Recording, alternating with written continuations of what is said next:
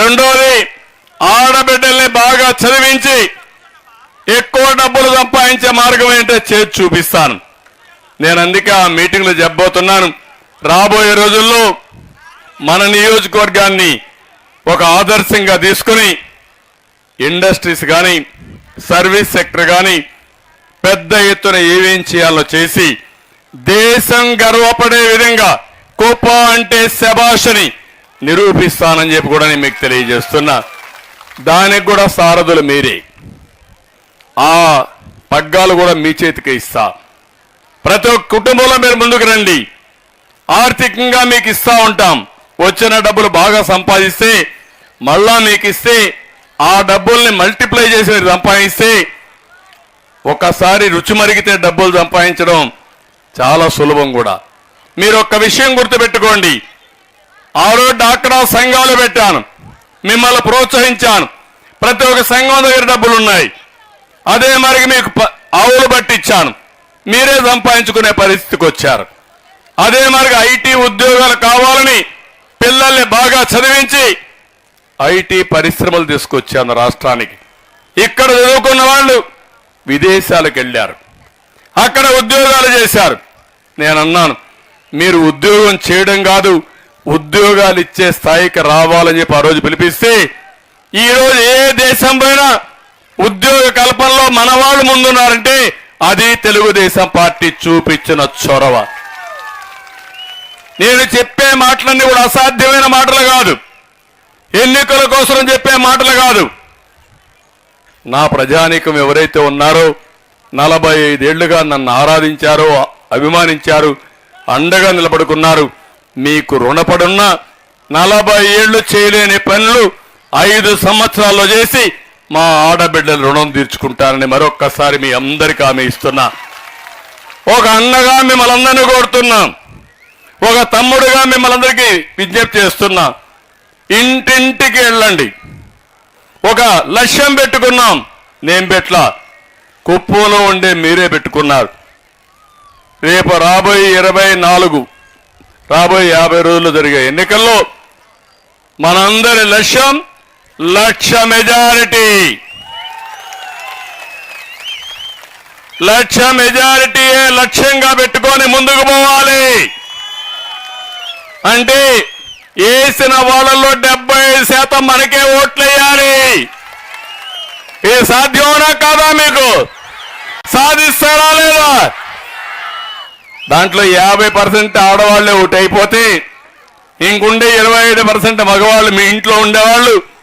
మీరు గట్టిగా కానీ చెప్తే ఇక్కడ ప్రెస్ వాళ్ళు కూడా కొంతమంది ఉన్నారు, మెజారిటీ మనతో ఉన్నారు, కానీ కొంతమంది మాత్రం పాపం నేనేం చెప్పనది,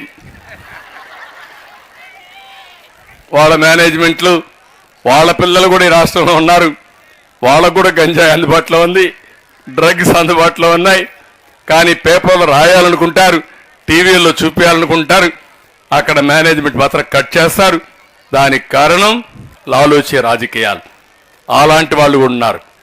ఎవరైనా ఈ రాష్ట్రం కోసం ఆలోచిస్తే, తెలుగు జాతి కోసం ఆలోచిస్తే, ప్రజల కోసం ఆలోచిస్తే ఒక్కరు కూడా ఓటేయకూడదు. ప్రతి ఒక్కరు కూడా బాగా కర్రు కాల్చి వాత పెట్టే పరిస్థితి రావాలి. అడిగిన వాడికి ఓటు అడిగిన వాడిని. అవునా కాదమ్మా? ఈ రోజు ఇక్కడ ఉన్నారు శ్రీనివాసులు ఎమ్మెల్సీ, 30 రోజులు జైల్లో ఉండొచ్చాడు. బాధ ఇదా? ఎప్పుడన్నా ఇది చేశాడు, అరాచకాలు చేశాడు ఆయన? ఎక్కడన్నా మద్యం అమ్మాడా? లేకపోతే ఎక్కడన్నా భూ కుంభకోణాలు చేశాడా? ఎక్కడన్నా గ్రెనైట్ దొంగిలించిపోయాడా? నేను వస్తే నా మీటింగ్కి వచ్చాడని అక్కడ మీటింగ్లో నా దగ్గరికి వచ్చి ఇచ్చేస్తామంటే మీరు ఎందుకు మా లీడర్ని దాడి చేస్తాను అడిగితే, మీరు అభిమానించే నాయకుడుగా నేను వచ్చి మీ సమస్యలు కనుక్కోవాలని వస్తే నా మీద దాడి చేసి అన్నా క్యాంటీన్ పెట్టనీయకుండా చేసి దాన్ని కూడా ఎక్కడికక్కడ చెడగొట్టి కడాన వెళ్ళి నేను పోతాను ఇక్కడి నుంచి 30 రోజులు జైల్లో పెడితే మొట్టమొదటిసారిగా నా జీవితంలో వాళ్ళని చూడడానికి జైల్లో పోయా. ఆ తర్వాత నాకేమైందో మీరే చూశారు. అవునా కాదా? మీకు బాధ లేదా అడుగుతున్నా. మీ ఇంట్లో బిడ్డ జరిగితే మీరు బాధపడరని అడుగుతున్నా. తప్పు చేయని తప్పుకు శిక్షేస్తే ఆ రోజు నేను చూశాను 70-80 కంట్రీస్లో నా కోసం అందరూ కూడా సహకరించారు. చాలా వరకు బాధపడ్డారు, ప్రపంచమంతా బాధపడ్డారు. కానీ ఆ బాధ నాకుంది. కానీ నేను బతికేది మీకోసం, ఈ రాష్ట్రం కోసం, ఈ ప్రజల కోసం. మళ్ళా గాడి తప్పిన పరిపాలన ఘాట్లో పెట్టాలి. నేను కూడా పారిపోతే ఈ రాష్ట్రంలో ఎవరు కూడా నిలబడలేరు. అవునా కాదా? ప్రధాన ప్రతిపక్షంగా ఉండే నేను, 45 సంవత్సరాల అనుభవం నేను, 40 సంవత్సరాలుగా ఎన్ని అవరోధాలు వచ్చినా నిలదొక్కుని మళ్ళా మీకు సేవలు అందించాను. నేను కూడా భయపడితే మళ్ళీ మీకు చాలా సమస్యలు వస్తాయనే ఉద్దేశంతోనే నేను ఈరోజు మనసు చంపుకొని దృఢమైన సంకల్పంతో ముందుకు పోతున్నా. తప్పకుండా మళ్ళా క్షేత్రస్థాయిలో గెలిచి మిమ్మల్ని అందరినీ మెప్పించి ఏకపక్షంగా ఎన్నికలు జరిపించి ఇలాంటి దుర్మార్గుల్ని ఎక్కడ పెట్టాలో పెట్టి మళ్ళీ రాష్ట్రాన్ని కాపాడుకుందాం. అందుకే నేను పిలిపించా. ప్రజలు గెలవాలి, రాష్ట్రం నిలబడాలి. ఇది ఒకటే నా కోరిక. నాకేదో ముఖ్యమంత్రి పదవి నాకెందుకు, నేను లేనా ముఖ్యమంత్రిగా? ఏమమ్మా మీకు తెలుసు కదా, మనకు ఆ నియోజకవర్గానికి ఎప్పుడు వచ్చినా ముఖ్యమంత్రిగానే వచ్చాను కదా, 14 ఏళ్ళు వచ్చాను కదా, మిగిలిన సమయం అంతా అపోజిషన్ లీడర్గానే వచ్చాను కదా. కాబట్టి ఈరోజు నాకు పదవి కాదు ముఖ్యం, రాష్ట్రం ముఖ్యం, ప్రజలు ముఖ్యం, మీకు జరిగిన అన్యాయం ముఖ్యం. ప్రపంచం అంతా దోసుకెళ్తా ఉంది, మనం మాత్రం వెనక్కి రివర్స్లో పోతున్నాం. అది నా ఆవేదన. ఇంకో పక్క దోపిడీ జరుగుతూ ఉంది. నేను ఆ విషయాలని మళ్ళీ మాట్లాడతా. నేను మిమ్మల్ని అందరినీ కోరుతున్నా, సబ్జెక్ట్ నేర్చుకోండి. మీరు ప్రతిరోజు ఒక 10 నిమిషాలు ఎక్కడున్నా మీరు శ్రద్ధ పెడితే మగవాళ్ళ కంటే ఓపికగా చెప్పే శక్తి, మగవాళ్ళ దగ్గర ఇన్న వాళ్ళను కూడా వినిపించే శక్తి మా ఆడబిడ్డలకు ఉంది. ఆ విషయంలో నాకు ఏమాత్రం అనుమానం లేదు. నేను చాలా ఎన్నికల్లో చూశాను, ఆడబిడ్డలు మనసు పెట్టినప్పుడు కూడా గెలుపు తెలుగుదేశం పార్టీదే, గెలుపు న్యాయందే, గెలుపు ధర్మానిదే. ఆ ధర్మాన్ని కాపాడమని, న్యాయం కోసం ముందుకు రమ్మని, అది మన నియోజకవర్గంలో ప్రారంభమైంది. ఇది ఒక ఉద్యమం.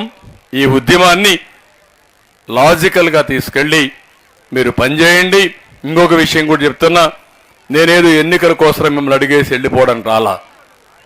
ఈరోజు నేను మిమ్మల్ని చెప్పేది, ప్రతి ఒక్కరిని ఒక షీట్కు ఒకరిని పెట్టుకున్నాం మనం. అంటే 60 ఓట్లకు ఒక వ్యక్తిని పెట్టుకున్నాం. అందులో 20 కుటుంబాలు ఉంటారు. ఆ 20 కుటుంబాలకు ఒక ప్రతినిధిని పెడితే అందులో మా ఆడబిడ్డలే ఎక్కువ ఉండాలి. మీరే ఉంటే మీరు బాగుపడమే కాకుండా ఆ 20 కుటుంబాలని బాగు చేసే బాధ్యత మీకే అప్పచెప్తా. ఏం చేయాలని నేర్పిస్తా. మీ ద్వారా వాళ్ళ జీవితాల్లో కూడా వెలుగు తీసుకొచ్చేదానికి శ్రీకారం చుడతామని మరొక్కసారి మీ అందరికీ హామీ ఇస్తున్నా. దానికి నాంది రేపు ఎన్నికలు. కళ్ళబొల్లి మాటలు చెప్తారు, మిమ్మల్ని బెదిరిస్తారు, భయపెడతారు. ఎన్నికల ముందు 1/4 బాటిల్ ఇస్తారు మీ పిల్లలకి, అవి తాగిన తర్వాత గంజా ఇస్తారు.